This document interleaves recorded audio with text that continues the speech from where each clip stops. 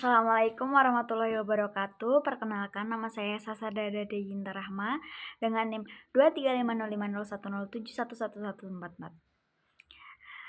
Pada kali ini saya akan membahas mengenai topik isu masalah peternakan terkini, yaitu babi Bali diminta tak dijual di luar pulau. Sebelumnya, pemerintah Pulau Sulawesi atau pemerintah Provinsi Sulawesi ingin membeli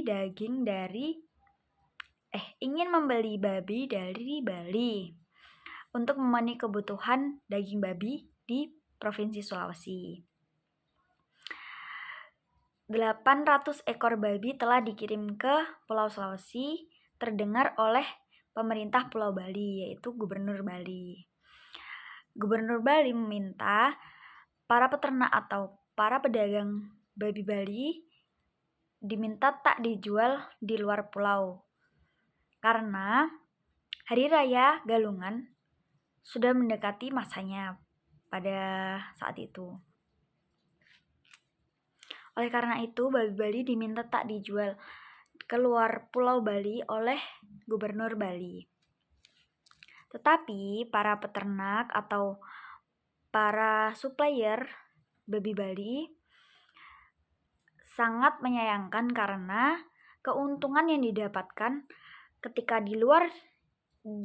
dijual di luar pulau sangat tinggi dibanding dengan dijual di dalam pulau saja. Oleh karena itu, pemerintah Bali ingin menetapkan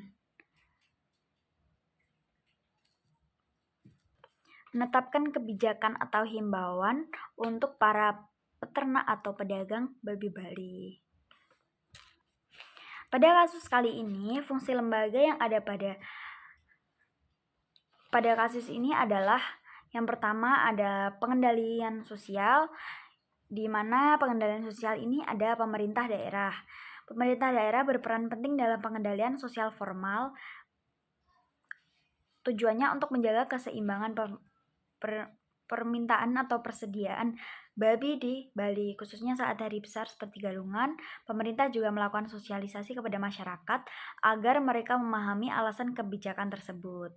Yang kedua ada Dinas Peternakan dan Kesehatan, Dinas Perdagangan dan Perindustrian. Lembaga ini mengawasi babi Bali agar sesuai aturan, menetapkan regulasi mengenai larangan penjualan babi keluar Pulau Bali. Dinas ini juga mampu memberikan sanksi apabila pelaku melanggar aturan.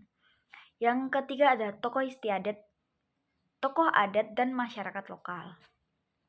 Tokoh adat ini dibagi menjadi tokoh adat, pemuka agama, dan masyarakat lokal yang mempunyai karisma tersendiri, berperan penting dalam pengendalian sosial informal.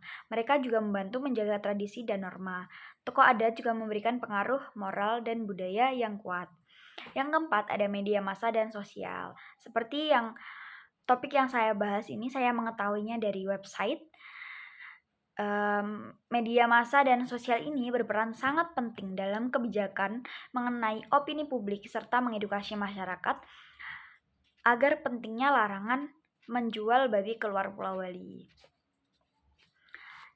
Ciri-ciri lembaga kemasyarakatan yang pertama ada norma dan aturan. Pemerintah daerah melarang penjualan pulau, sedangkan tokoh adat memiliki aturan yang tidak tertulis untuk menjaga tradisi dan kelestarian budaya. Selanjutnya ada di sini topik yang kedua ada definisi kekuasaan.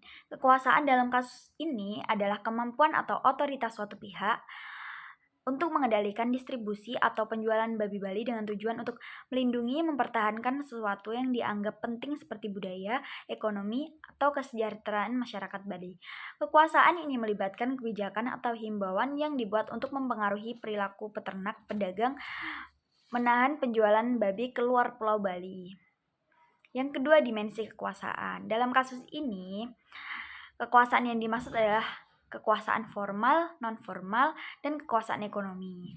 Kekuasaan formal yaitu seperti pemerintah atau pihak yang berwenang seperti Dinas Peternakan dan yang membuat kebijakan atau himbauan yang berlaku. Yang Kedua, ada kekuasaan non-formal seperti tadi pemimpin adat atau tokoh masyarakat yang memiliki pengaruh kuat di masyarakat tersebut. Yang ketiga, ada kekuasaan ekonomi. Babi merupakan komoditas yang mempunyai nilai ekonomi yang tinggi dan pengendalian atas distribusinya menandakan kekuasaan atas ekonomi tersebut.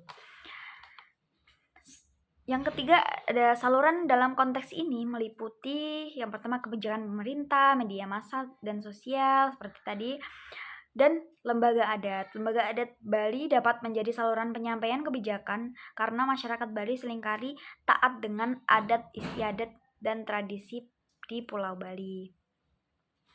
Sumber-sumber kekuasaan yang pertama ada otoritas pemerintahan atau kekuasaan pemerintah sebagai lembaga wewenang resmi. Yang kedua ada kepentingan ekonomi, pengaruh ekonomi yang dimiliki oleh industri peternakan babi di Bali. Yang ketiga ada budaya dan tradisi. Yang keempat ada dukungan masyarakat.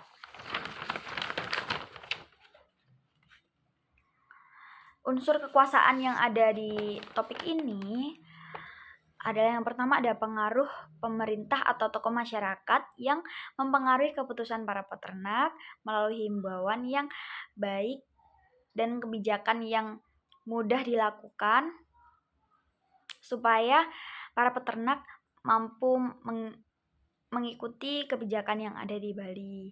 Yang kedua ada otoritas formal mengatur kebijakan melalui distribusi Bali.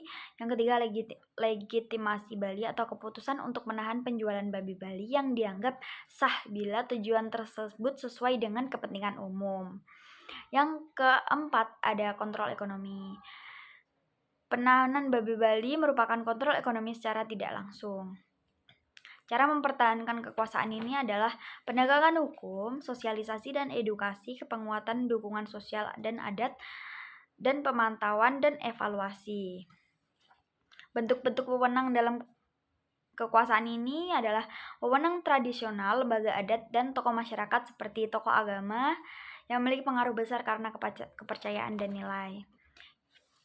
Yang kedua ada wewenang karismatik, tokoh masyarakat yang memiliki karisma atau dihormati oleh masyarakat karena pengalaman, pengetahuan, atau kepemimpinan juga bisa mempengaruhi komunitas. Yang ketiga ada wewenang ekonomi yang mempengaruhi perdagangan Bali misalnya dengan memberikan insentif atau subsidi kepada peternak yang menjual babi Bali di dalam pulau saja. Yang keempat ada wewenang religius atau spiritual. Seperti tadi, masyarakat Bali erat dengan agama Hindu dan spiritualnya. Pemuka agama yang mendukung kebijakan ini dengan dalih menjaga kelestarian budaya, mengingat Bali digunakan dalam beberapa ritual upacara keagamaan seperti pada kali ini terdapat upacara Galungan atau Hari Raya Galungan di Bali. Jadi pada dasarnya pemerintah membuat kebijakan ini adalah untuk kepentingan bersama. Takutnya pada saat babi Bali dijual di luar pulau, nah di dalam pulau Bali sendiri ini kekurangan babi untuk Hari Raya Galungan atau harga babi sangat meningkat pada saat Hari Raya Galungan. Pemerintah menjamin juga bahwa tidak ada kerugian untuk kita atau para peternak yang ada di Bali jika menjual babi Balinya di dalam pulau saja. Sekian dari saya, maaf bila ada salah kata. Wassalamualaikum warahmatullahi wabarakatuh.